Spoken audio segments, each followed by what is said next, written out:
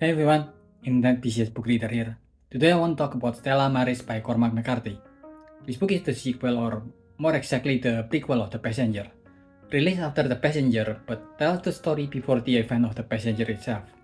It is a literal sister companion of it. If in The Passenger we mostly see the life of Bobby Western in the future paired with Alicia's past conversation with the kid, her hallucination, in this book, we got the event on when Alice for the last time decided to enter herself into a psych ward. This book is harder to explore and explain even more than The Passenger. I'll try my best, so please bear with me here for a little while.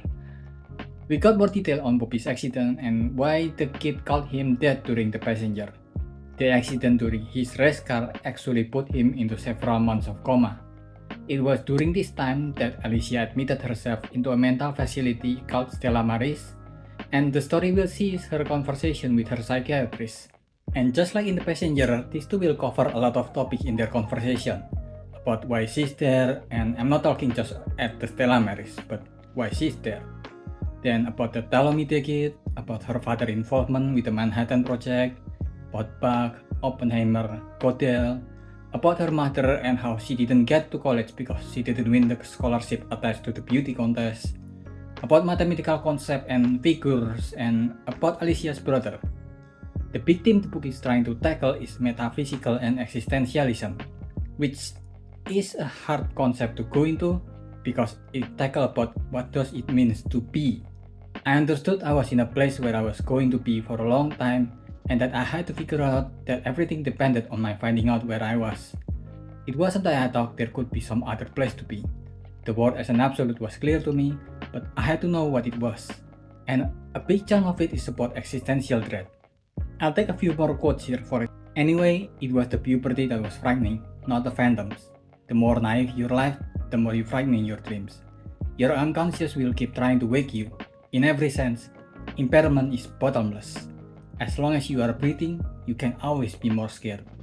I don't think there's a simple answer to that.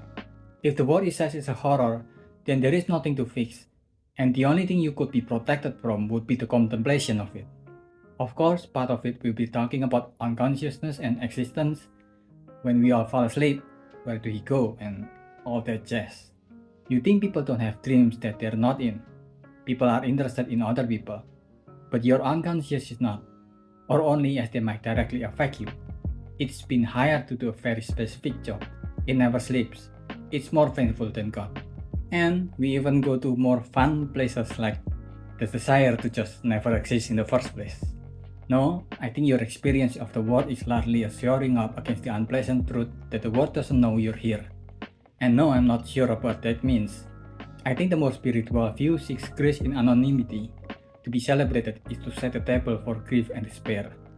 What do you think? I don't know. It's not something people ask. It's just that they wonder. Is the world in fact aware of us? But it has good company. As a question, how about do we deserve to exist? Who said that it was a privilege? The alternative to being here is not being here. But again, that really means not being here anymore. You can never have been here. There would be no you to not have been. And weirder places and terms like the arcatron, the unconsciousness itself, a term that is apparently coined by Cormac McCarthy himself in his other book. I guess that's why quantum theory and nuclear bomb is in the setting of these two kids, because quantum theory can get very existential. In the book, Alicia explained briefly about gluon. It carries the news from quark to quark. It's not that complicated. An atom is composed of smaller particles, nucleons, and these particles are composed of quarks, generally three. The quarks have dumb names: top quarks and bottom quark, up and down quarks. A positron is made of two up quarks and a down quark. A neutron is made of two down quarks and an up quark, and so on. It all works. No one is quite sure why, but the gluon is what keeps the particle informed. And that's quantum theory, at least at that point in the story. It works, but no one can figure out why it works. And there are large chunks of the book that is written like this. While still being fiction, they can be as difficult to go through as if it's an academic non-fiction. I can hear the gears in my brain going like when I'm reading the quantum physics works because of some of the discussion the character have. For example, one aspect that they went through a lot is Platonism, whether they're musical Platonism or mathematical Platonism, which is one of the most difficult metaphysical concepts to go through. Let me give you an example of it from the book. Now, I'm not even sure I know what that means.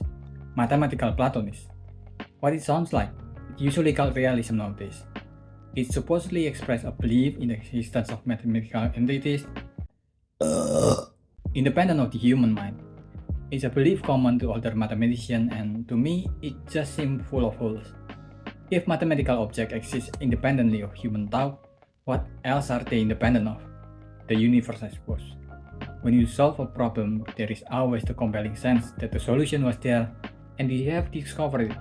Besides which, it has a certain empirical weight to it, in that other mathematicians will agree with you that the answer is correct if it is. And I suppose this has at least something to do with your understanding of reality in general. Well, you can spend a lot of time categorizing realities, their correspondence. We probably don't want to start down that road. There's surprisingly a lot of things that I learned from reading this book. For example, I just found out that dolphins and whales are at least always half awake because some of their parts don't work unless they consciously make it work. Well, a lot of other animals like us just kind of have something work in the background even when we don't pay any attention to them. Unless people point it out, like breathing. For example, you're breathing manually now. And also a bit of warning, because if you've read The Passenger and you know what happened there to Alicia, then you can guess that the story does get darker and darker around the end. And here's where the trigger warning comes in, because it gets really dark around chapter 5 or so, where they started talking about the detail of what happens to you if, for example, you decided to tie an anchor on you and throw it and you down a lake. The agony that you'll experience in all of its graphic details. But it is also one of the most heartbreaking stories that Cormac has ever told, with quotes that feels like they're from F. Scott Fitzgerald, like, "It's alright, there were times I'd seen him looking at me and I would leave the room crying. I knew that I'd never be loved like that again. I just thought that we will always be together. I know you think I should have seen that as more aberrant than I did, but my life is not like yours. My hour, my day. I used to dream about our first time together. I do yet. I wanted to be revered. I wanted to be entered like a cathedral." I mentioned this in my The Passenger review, that this might just be one of the hardest Cormac McCarthy books to go through, but this book beat that difficulty by a landslide. If The Passenger is very dialogue heavy, Stella Maris is purely dialogue and nothing else. It's just the two characters talking to each other for 7 chapters. Both The Passenger and Stella Maris are some of the most philosophical work of Cormac McCarthy, but in very different ways. For lack of better word, The Passenger is not interested in explaining its reader what the point of the story is. It raises a lot of questions and deliberately not answering a lot of those questions.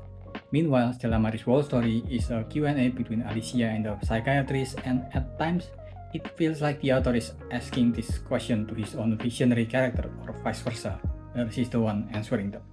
But you don't need to worry, it never goes meta, and it never felt like self-insert, if that makes sense. These two characters, both Alicia and the psychiatrist, are still the characters of Stella Maris and not Cormac McCarthy himself, so it never felt intrusive to the fiction. It is so fascinating to read, but it can also get pretty dull quite fast. I think that's why this book is fairly short, so it doesn't overstay its welcome.